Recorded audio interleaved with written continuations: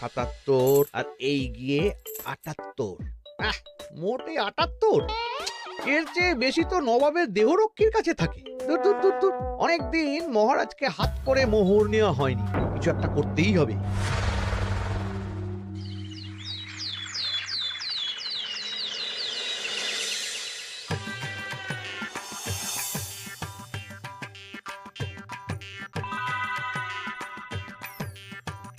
কই গো, কিছু কি ঠিক করলে?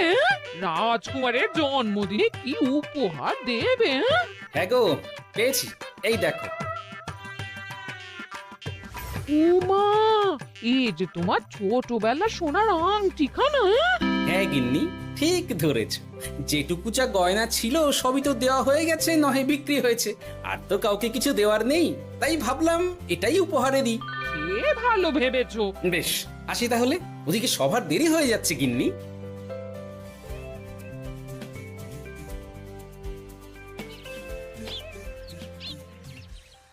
আচ্ছা শোনো, একটা কথা বলতে ভুলে গেছিলাম, আজ একটু তাড়াতাড়ি বাড়ি এসো। শাড়িওয়ালাকে আসতে বলেছি দুপুরে। আবার শাড়িওয়ালা কেন? আরে তুমি ভুলে গেলে, সামনে আমার বোনদির বিয়ে, তার জন্য নতুন শাড়ি লাগবে না গো। একমাত্র বড় মাসির মেয়ে বলে কথা। বুঝলাম, তো ওই একটা শাড়ির জন্য আবার আমাকে থাকতে হবে? 3টে শাড়ি উপহারের পাশাপাশি আমারও একটা শাড়ি চাই। হ্যাঁ আচ্ছা, তুমি নতুন শাড়ি নিয়ে কি করবে বলো তো? বিয়েটা তো তোমার বংশীর। বলি, সারাটা জীবন তো এই এক কাপড়ই কাটিয়ে দিলাম, কি দিয়েছো তুমি আমায়? কেন, এই নিজেকে আমার মতো স্বামী আর কোথাও পাবে? ও সব মন ভুলানো কথায় আর চিড়ে ভিজবে না, তাড়াতাড়ি আসবে বলে দিলাম। হ্যাঁ অগত্যা।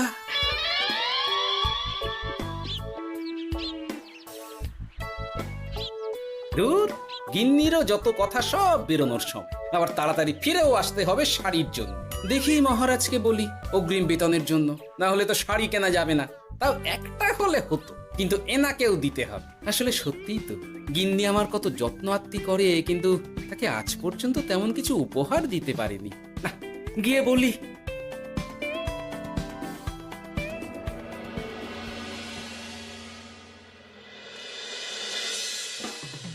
রাজকুমারের জন্মদিন উপলক্ষে যে আপনারা এত উপহার এনেছেন তার জন্য অনেক ধন্যবাদ। আপনাদের সকলের আশীর্বাদ ও ভালোবাসা আমি রাজকুমারের কাছে পৌঁছে দেব। এ আর এমন কি মহারাজ, জানেনই তো রাজকুমার আমাদের সকলের কাছে কত প্রিয়। ঠিক ঠিক। কিন্তু আমি অবাক হচ্ছি, আপনার প্রিয় গোপাল জন্মদিন ভুলে গেছে দেখে। এখনো পর্যন্ত তার কোনো পাত্তাই নেই। হ্যাঁ তাই তো, গোপাল আসেনি কেন? এসে গেছি মহারাজ। তা বলি, এসে তো উদ্ধার করে দিয়েছো। আজ রাজকুমারের জন্মদিন, সে কথা কি মাথায় আছে? ক্ষমা করবেন মহারাজ, আসলে ওই রাজকুমারের উপহার আর গিন্নির আবদার এসবের জন্যই আমার দেরি হয়ে গেল আর কি। এই নিন রানীমা, আমার তরফ থেকে রাজকুমারের জন্য ছোট্ট উপহার। অনেক অনেক ধন্যবাদ গোপাল। তবে মহারাজ, আমারও একটা অনুরোধ ছিল। কি? আমাকে যদি অগ্রিম বেতন হিসাবে কিছু মোহর দেন, তাই নিয়ে আমাকে একটু তাড়াতাড়ি বাড়ি ফিরতে হবে। উনি বলবেন আর ওনাকে দিতে হবে, মামা বাড়ির আবদার। যেটা জানেন না তার মাঝে এত কথা বলেন কেন? হ্যাঁ, আসলে মহারাজ, আমার গিন্নির বোনের মেয়ের বিয়ে সামনে, তাই গিন্নি আবদার করেছে ওই নতুন শাড়ি কেনার জন্য। জানেনই তো বিয়ে বাড়ির কত খরচা, তাই। এ তো খুব ভালো কথা, কিন্তু অগ্রিম বেতন কেন? এমন একটা ভালো খবর দিলে আমার তরফ থেকে তোমার জন্য কিছু মোহর উপহার। এই না, ধন্য মা আপনি, আপনার মতো মা থাকতে সত্যি ছেলের কোনো চিন্তা থাকে না রানীমা। ইস, বেটা আবার সুযোগ বুঝে মোহর পেল। কেন যে আমার এমন হয় না। এবার তাহলে আসি মহারাজ, গিন্নি ওদিকে অপেক্ষা করছে। হ্যাঁ হ্যাঁ, যাও যাও, আজ তাহলে সভা এখানেই শেষ করলাম। মহারাজ, আপনার সাথে আমার একান্তে কিছু কথা আছে। আমি অন্দরমহলে গেলাম। রানীমার আবার হঠাৎ কি হলো, ব্যাপারটা দেখতে হচ্ছে।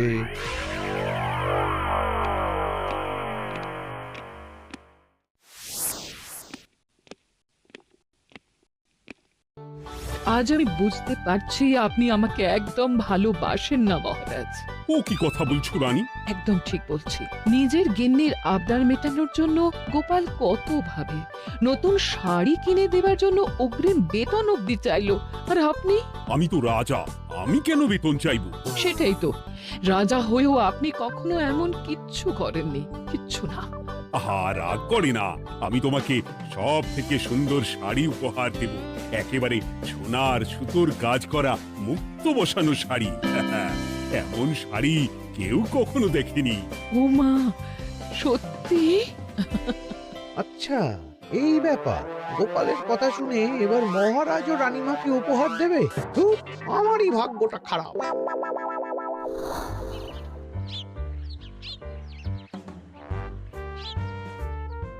হাজার চেষ্টা করেও গোপালকে আটকানো যায় না। দূর দূর দূর, আমি যা চেয়েছিলাম তা ওই গোপাল পেয়ে গেল। ও কি গো, তুমি কার সাথে কথা বলছো? দুর্ভাগ্যর সাথে। কি সব অলক্ষণে কথা? কি হয়েছে? কি আর হবে, সবই তো তোমার দোষ। আমার দোষ? হ্যাঁ, তুমি আমার কাছে বায়না করো না কেন কিছু?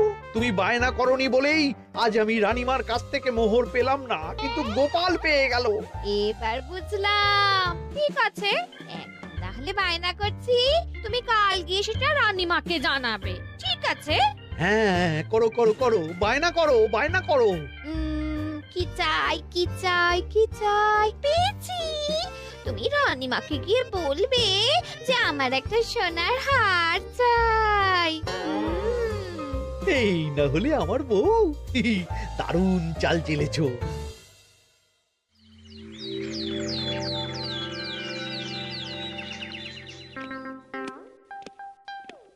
কি গো মন্ত্রী, আজ যে তুমি দেরি করলে বড়। আগে মহারাজ, আমাকে সময় নিয়ে শোনাতে শোনাতে মন্ত্রীমশাইয়ের মনে হয় নিজেরই সময় জ্ঞান খারাপ হয়ে গেছে। তুমি থামো তো মহারাজ, আমারও খুব বড় একটা বিপদ হয়ে গেছে। একমাত্র রানীমাই আমাকে বাঁচাতে পারবেন। আমাকে একটু ওনার সাথে দেখা করার অনুমতি দিন মহারাজ। কিন্তু তোমাদের রানীমা তো এখানে নেই। আসলে জানোই তো যে কুমার অনেক দূরে থাকে, তাই গতকাল রাতেই রওনা দিয়েছে। সে কি, রানীমা নেই? এবার কি হবে আমার? কেন কেন কেন, কি হয়েছে? আসলে মহারাজ, আমার বউ আমার কাছে সোনার হার গড়িয়ে দেওয়ার বায়না করেছে, তাই আমার। বুঝেছি বুঝেছি, চুপ করো তুমি। এখন তোমাকে মোহর দিতে পারবো না। কেন মহারাজ? পরের মাসে দিতে পারবো। আসলে তোমাদের রানীমাকে সোনার সুতো দিয়ে কাজ করা এক শাড়ি উপহার করেছি সদ্য, যার জন্য অনেক খরচ হয়ে গেছে। তাহলে আমার সোনার হার পরের মাসে গড়িয়ে দিও। এটা তো ঠিক না। গোপাল আপনার প্রিয় বলে যখন যা চায় তখনই সাথে সাথেই পেয়ে যায়, আর আমার বেলায় এমন। এমন কোনো ব্যাপার নয় মন্ত্রী। মহারাজ, আপনি বরং আমাকে দেওয়া মোহরগুলো আমার অগ্রিম বেতন হিসেবে ধরুন, না হলে মন্ত্রীমশাই এমন অভিযোগ বারবার করবেন।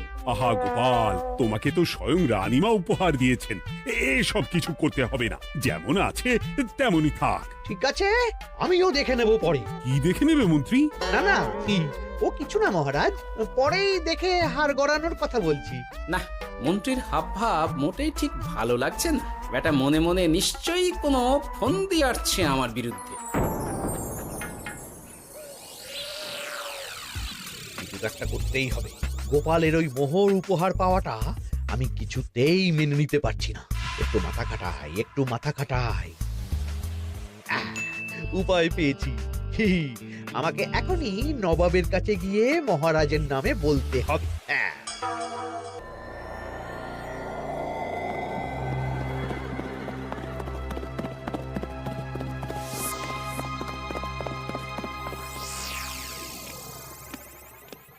প্রণাম নবাব বাহাদুর। আরে এতে কৃষ্ণনগরের রাজা কৃষ্ণচন্দ্রের মন্ত্রী তো হঠাৎ এখানেই কেন? আমি নবাব বাহাদুরকে আন্তরিক ধন্যবাদ জানাতে এসেছি। কিসের জন্য? এই যে আমরা খুব খুশি রাজা কৃষ্ণচন্দ্রের মতো একজন শক্তিশালী রাজা পেয়ে। শুধু সামরিক বলেই নয়, আর্থিক, সামাজিক, রাজনৈতিক সব দিক থেকে। আর এটা সম্ভব হয়েছে আপনার মতো একজন নবাবের মহারাজের ওপর কৃপা দৃষ্টির জন্য। বলতেটা কি চাইছো তুমি? তেমন কিছুই না, আপনার গুণগান করছি। নইলে আপনিই বলুন না, আমাদের মহারাজ কখনো সোনার সুতোয় বোনা মুক্তোর কাজ করা শাড়ি কিনে রানীমাকে উপহার দিতে পারে? কি সোনার শাড়ি? হ্যাঁ, এমন দামি শাড়ি যা হয়তো নবাবের কাছেও নেই। ঠিক আছে ঠিক আছে, তুমি এখন আসতে পারো। আর শোনো, আমি তোমাদের রাজ্য পরিদর্শনের জন্য লোক পাঠাবো। কবে কখন সেটা কাল তোমাদের সূচনা পাঠিয়ে দেবো, কেমন? তো, ঠিক জায়গাতেই আগুনটা ধরিয়েছি মনে হচ্ছে। বেশ। ব্যাপারটা আমার মোটেই ঠিক লাগছে না উজির। কৃষ্ণচন্দ্রর মতো এক সামান্য রাজা এত দামি শাড়ি কিনলো কি করে? কালো বাজারি করছে না তো? আমিও একই কথা ভাবছিলাম হুজুর। এক কাজ করো, কালকে কৃষ্ণনগরে খবর পাঠাও। 2 দিন পর রাজকার্য পরিদর্শনের জন্য তুমি সেখানে যাবে। সব খতিয়ে দেখবে, আর কিছু বেগতিক বা গরমিল দেখলে সেটা বাজেয়াপ্ত করে নেবে, কেমন? আর কে হুজুর?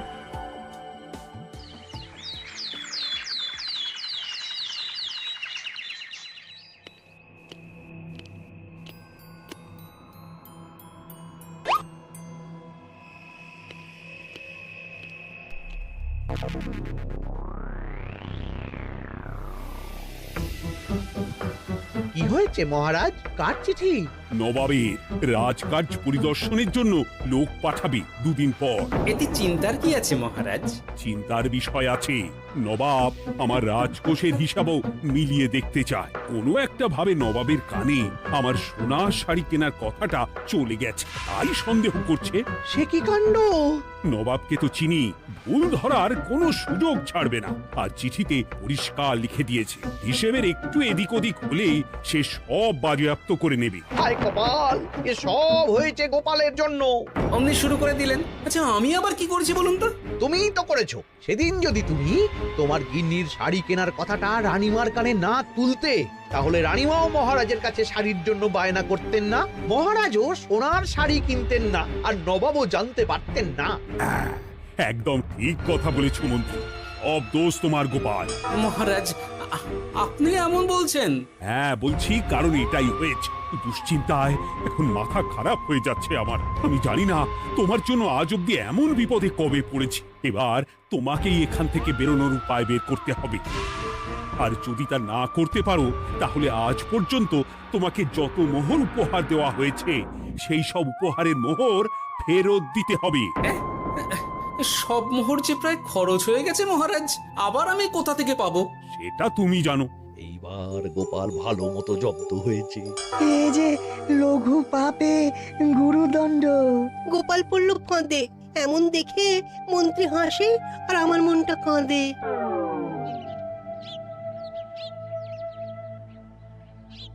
এখানে বসে কি করছো গো গিন্নি? এসে পড়েছ? ওমা, তোমার মুখটা এমন শুকনো দেখাচ্ছে কেন? আর বলো না, এই হিসেবের ঠেলায় সবকিছু বেহিসাবি হয়ে যাচ্ছে একেবারে। আচ্ছা, তুমি কি করছিলে ওই রসিদগুলো নিয়ে? দেখে হিসেব করছিলাম এই মাসে অনেক খরচ হয়েছে কিনা, সেই বুঝে পরের দিনগুলো চালাতে হবে গো। কি বলে? রসিদ দেখে হিসেব কষা? আরে, এটা তোমার মাথাতেই আসেনি। ধন্যবাদ গিন্নি, আরো একবার তোমার জন্য এই যাত্রায় আমি বেঁচে যাব মনে হচ্ছে। বেঁচে যাবে কেন? কি হয়েছে? আচ্ছা, আমাকে আবার একটু রাজপ্রাসাদে যেতে হবে। আমি এলাম গিন্নি। কি যে বলে লোকটা, কিছুই বুঝতে পারি না।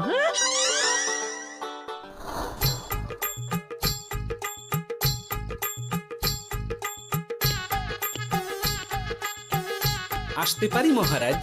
এ কি গোপাল, তুমি? আর কোনো চিন্তা নেই মহারাজ, নবাবকে হিসেব বোঝানোর উপায় পেয়ে গেছি। কি বলছো? কি উপায়? এই দুদিনে আপনি শুধু সকল প্রজাদের কাছ থেকে পুরনো রসিদ সংগ্রহ করুন, তাহলেই কেল্লা ফতে। তাই নাকি? আর নয়তো কি? তবে এ ব্যাপারে মন্ত্রী মশাইকে কিন্তু কিচ্ছু জানতে দেওয়া যাবে না। শুধু আমি যা বলছি তাই করুন মহারাজ। সে তো বুঝলাম, কিন্তু প্রজাদের থেকে পুরনো রসিদ সংগ্রহের কথা ঘোষণা করলেই মন্ত্রী এমনি জানতে পেরে যাবে। চিন্তা করবেন না মহারাজ, আমার কাছে এটারও উপায় আছে। আপনি শুধু খেয়াল রাখবেন যাতে এই কথা 5 কান না হয়। বাকিটা ভরসা রাখুন, কৃষ্ণনগরের একটা ঘাসও নবাব বাজেয়াপ্ত করতে পারবে না।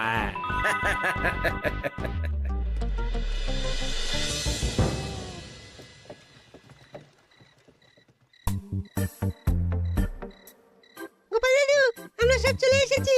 ভালো সময় এসেছিস, তোদের দাদুর ভবিষ্যৎ এখন তোদেরই হাতে। আপন করে বলছো কেন দাদু? আমরা থাকতে তোমার কিচ্ছু হবে না, শুধু বলো না কি করতে হবে। জানি তো, তোদের যেটা করতে হবে সেটা হলো সবার বাড়ি বাড়ি গিয়ে পুরনো রসিদ সংগ্রহ করতে হবে। এই ব্যাপার, এটা আর এমন কি? কিন্তু কেউ যদি জিজ্ঞাসা করে কেন চাইছি, তখন বলবি যে ওই গোপাল দাদু ওই টোঙা বানাবে বলে পুরনো কাগজ চাইছে। আচ্ছা, আমরা এক্ষুনি নিয়ে আসছি। যাক, প্রথম ধাপ হয়ে গেল, এবার পরের ধাপের প্রস্তুতি। যাই, একবার বরং বিজ্ঞানীর কাছ থেকে ঘুরে আসি। বিজ্ঞানী, ও বিজ্ঞানী, বাড়ি আছো? আরে গোপাল যে, এসো এসো ভেতরে এসো। বলো, তোমাকে কিভাবে সাহায্য করতে পারি? তোমার কাছে কালি মোছা যায় এমন কোনো কিছু আছে? কালি মোছার জিনিস? হ্যাঁ, একটা তরল রাসায়নিক পদার্থ আছে যেটা সব ধরনের কালি তুলে ফেলে। দাঁড়াও দিচ্ছি। অনেক ধন্যবাদ বিজ্ঞানী।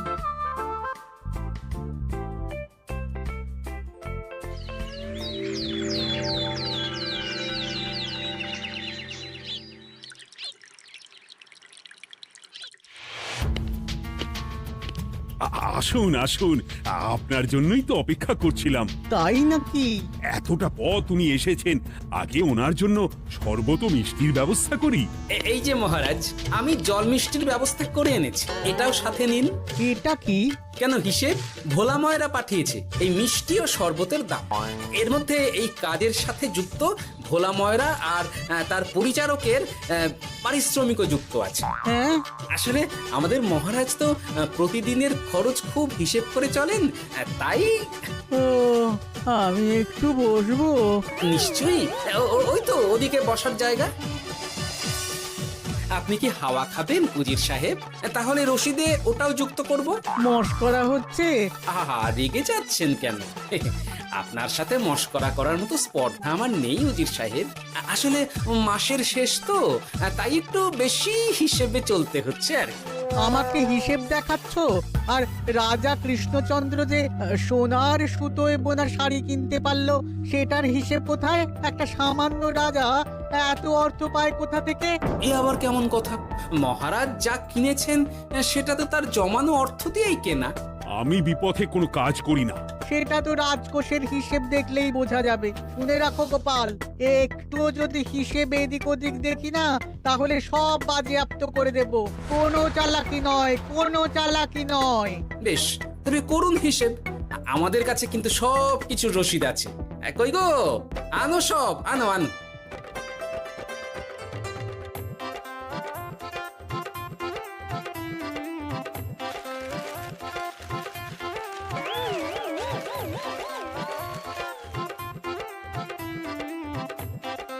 হ্যাঁ, এত রসিদ? আপনি বরং নিশ্চিন্তে হিসেব কষে নিন, আমরা আসি।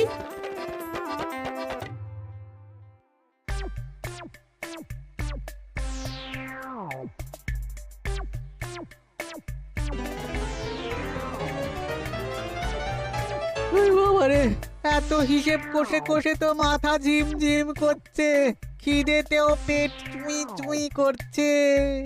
আপনার হিসেব কত দূর উজির সাহেব? আমাকে এখান থেকে নিয়ে চলো গোপাল, আমি আর পারছি না। ও কি, অঙ্ক কষে কষে তো আপনার সব শক্তি শেষ হয়ে গেছে দেখছি। আচ্ছা চলুন চলুন চলুন, কিছু মুখে দিয়ে দিন, তাহলেই শক্তি আসবে। তাই চলো।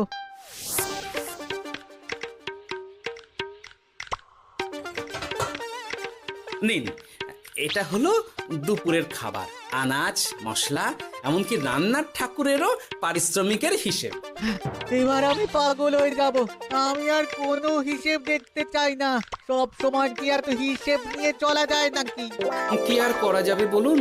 হিসেবে না চললে আপনি তো মহারাজের উপার্জনের উপর সন্দেহ করবেন, আর বেশি খরচ হলেই সম্পত্তি বাজেয়াপ্ত করবেন। তাই বলে সব কিছুতেই হিসেব? কোনো একদিকে বেশি খরচ হলে বাকি দিকগুলো এইভাবেই কম করে চলতে হয়। কি ঠিক বলিনি? আমি আমার ভুল বুঝতে পেরেছি গোপাল, এবার আমাকে রেহাই দাও। আসলে তোমাদের মন্ত্রী নবাবের কাছে গিয়ে তোমাদের রাজা নামে উস্কেছে। কি মন্ত্রী? এই রে খেয়েছে, এবার পালাতে হবে দেখছি। ঠিক জানতাম মোহরের জন্যই এত কিছু। তাই তো নবাব এমন করেছেন। বেশ, এবার আমি ফিরে গিয়ে নবাবকে সব জানিয়ে দিচ্ছি। সত্যি গোপাল, তোমার তুলনা হয় না। আর মন্ত্রী, আগে মহারাজ, তুমি যা করেছো তার কোনো ক্ষমা নেই। তোমার জন্যই আমার এত হয়রানি হয়েছে। ভুল হয়ে গেছে, আমাকে ক্ষমা করে দিন মহারাজ। গোপালের ওপরে হিংসে করে এমন করেছি, আর হবে না। একটা সুযোগ দিন মহারাজ। হ্যাঁ মহারাজ, সুযোগ দিয়েই দিন। বেশ, তবে তোমার শাস্তি হলো রানীমাকে আমি যে সোনা শাড়ি কিনে দিয়েছি সেটার পুরো দাম তোমাকে আমায় দিতে হবে।